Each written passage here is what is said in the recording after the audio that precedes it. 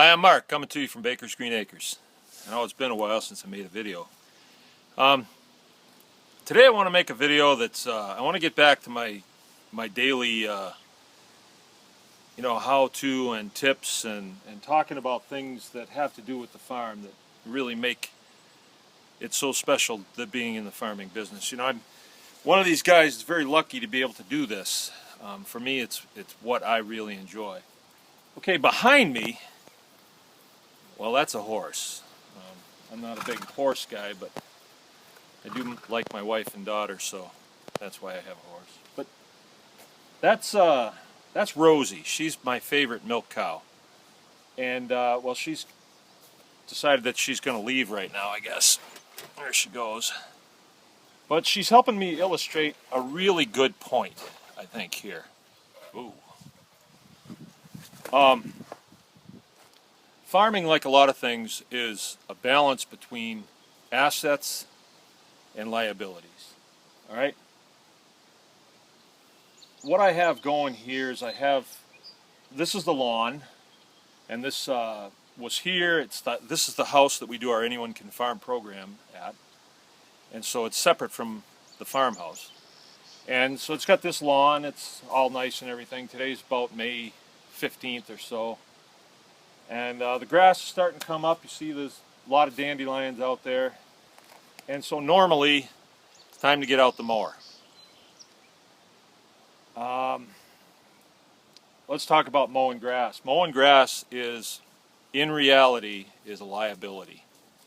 It costs you money in gasoline.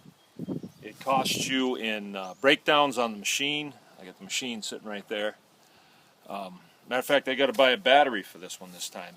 The battery just died over the winter. It wasn't being used, but it just decided to die. So, mowing the lawn is definitely a liability. All right, it would probably cost me to mow this lawn. It would take me an hour, let's say 2 hours, by the time I'm done. And probably $10 in gasoline, plus wear and tear on the machine. So let's say I like to pay myself $20 an hour, so for me it would be 40, and for the machine and the fuel, let's say another 20. So we're talking $60 to mow this lawn. If I had someone come in and do it, they'd probably ask me for twice that. Instead, what I thought I would do this morning, I don't want to make this too long, but this is really interesting when you really think about it. Instead, what I did is I set up a temporary fence here, right in the backyard. Now, no one's going to be here until next weekend, so the animals aren't going to bother anybody. I can probably graze these 2 milk cows and 2 horses on here for probably 4 or 5 days. It's pretty thick. And all I do is I put up a temporary wire like this. They call this poly wire. For a spool of this, it's about, about $15. And it lasts for years. It's got 3 filaments in it and 2 pieces of nichrome wire in it. It's all woven together. It's really strong stuff. And I set it up on these temporary posts. It's step-in posts. Let me grab one here. I'll show you.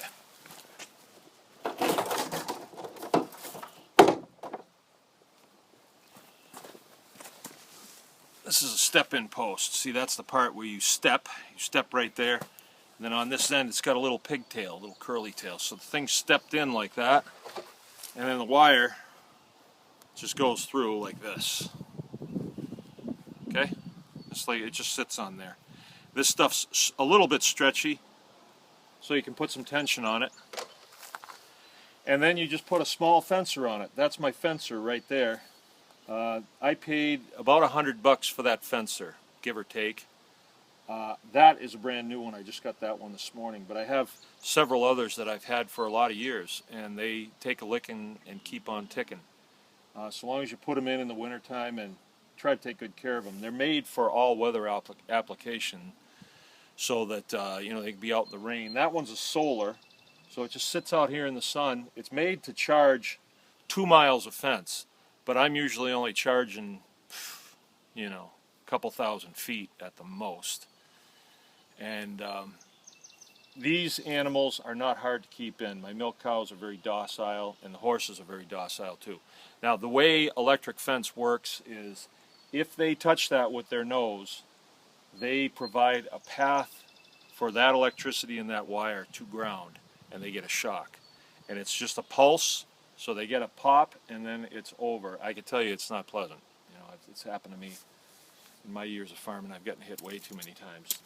But I'll tell you something, once you have a fence up here for any length of time, you try and walk through there at night and something inside you tells you that you better be careful. Once you get hit by a fencer, that's it. So, I'm taking a liability that, let's say it would have cost me, let's say 50 bucks. I said 60, but let's say 50 bucks to mow this lawn in my time and all that stuff. And now I'm gonna feed 2 milk cows and 2 horses for 5 days. And they're going to trim a lot closer than I could ever get with the mower. There's a little pond over here that I couldn't get too close to.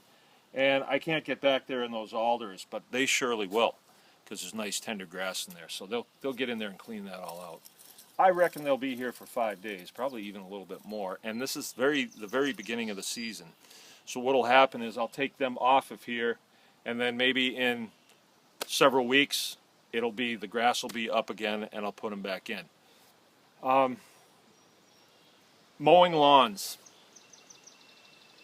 I know some people that say that they would just prefer not to mow lawns at all. I guess I'm probably one of those. I don't want to do it, but I do mow in front of the house and over at the farmhouse just so it looks presentable. I tried it for a year not mowing, and it didn't work out, because every time you pull up to the house it looks like nobody lives there. It's kind of like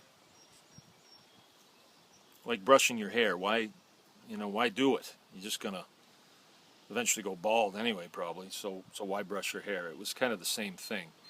So I did take to mowing it again. Now in the back of the house here, especially in the beginning of the season where not many people are here, we'll run the cattle over it. Not a big deal. It's got to be fairly dry too, because they're heavy and they'll make some pretty good holes in the lawn.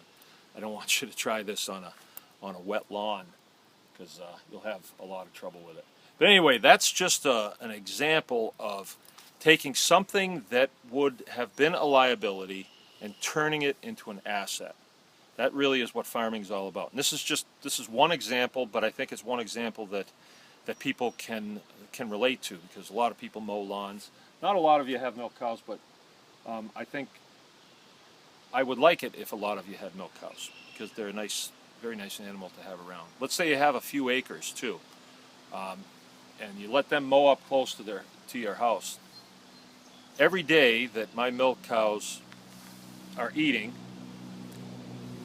they produce about 4 gallons of milk per day. Some really nice cream and things like that. So on today's market, a gallon of milk raw is between 8 and 10 bucks.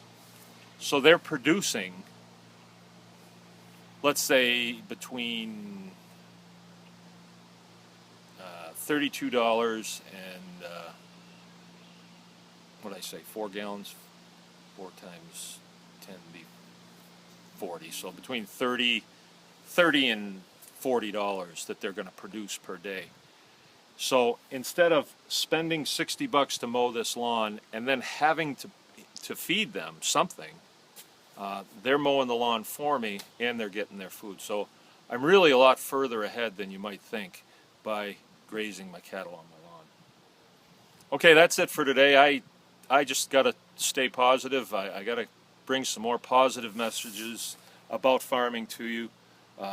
Life goes on with the DNR here in Michigan, and I think my next video is going to be about a recap of what has happened over the last year and a half, and try and tell you where we are right now.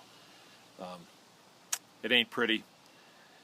But this is Mark coming to you from Baker's Green Acres. Let's keep our chins up and get back to farming.